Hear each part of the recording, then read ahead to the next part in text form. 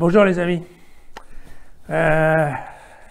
Aujourd'hui, Évangile de Luc, chapitre 1, versets 46 à 56.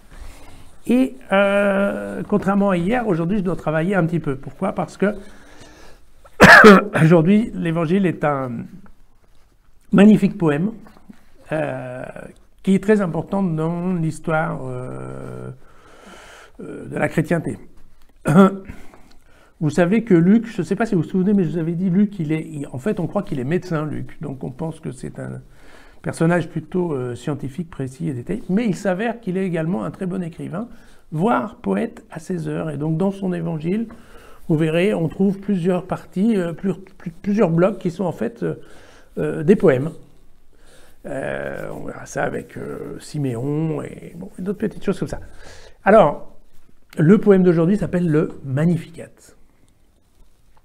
Et donc, vous vous souvenez, Marie est auprès d'Élisabeth, qui vient de lui dire « Ah ben, formidable, mon bébé vient de tressaillir dans mon ventre, et parce que c'est incroyable, tu es enceinte, ça va être superbe. » Voilà.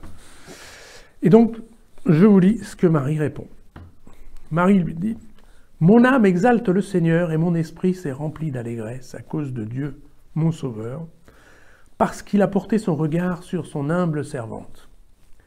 Oui, désormais, toutes les générations me proclameront bienheureuse, parce que le Tout-Puissant a fait pour moi de grandes choses, saint est son nom. Sa bonté s'étend de génération en génération sur ceux qui le craignent. Il est intervenu de toute la force de son bras, il a dispersé les hommes à la pensée orgueilleuse. Il a jeté les puissants à bas de leur trône et il a élevé les humbles.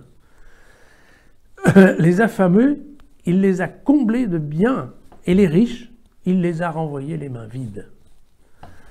Il est venu en aide à Israël, son serviteur, en souvenir de sa bonté, comme il l'avait dit à nos pères en faveur d'Abraham et de sa descendance pour toujours. Marie demeura avec Élisabeth environ 3 mois, puis elle retourna chez elle. Voilà. Alors, vous inquiétez pas, c'est pas Marie qui a inventé ce poème, il fait partie de la tradition juive, et vous inquiétez pas non plus, tout ce qui sont les textes qui sont relatifs à l'enfance de Jésus sont complètement imaginaires et romanesques.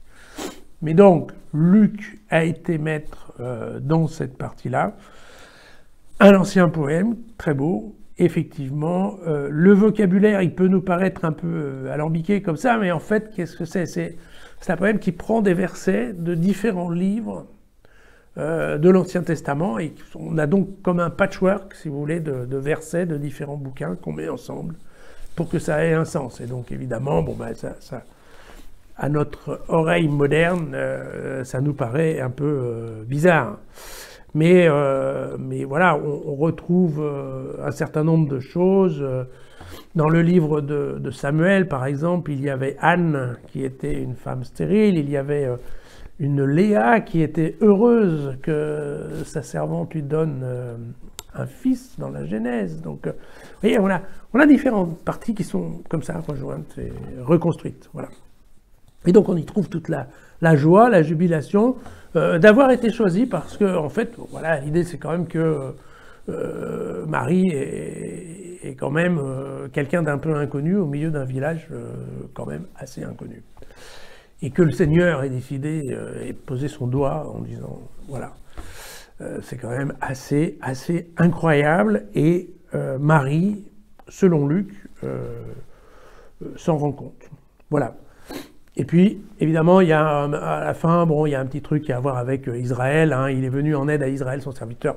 Ça, il faut qu'il y ait un petit peu de béatitude qui nous ramène typiquement au Deutéronome. Alors, ce que je voulais vous dire, on va terminer là-dessus, je voudrais vous conseiller un livre qui, moi, personnellement, m'a beaucoup touché, qui est un livre sur le Magnificat, qui a été écrit par le fameux Martin Luther, le créateur du mouvement protestant, dont on dit en général, oui, les protestants n'aiment pas Marie. Eh bien, c'est faux. Il a écrit un très beau bouquin sur le Magnificat, avec un commentaire assez intéressant. Et voilà, moi je vous le conseille parce que c'est fait partie des, pareil, des grands textes de notre religion. À demain!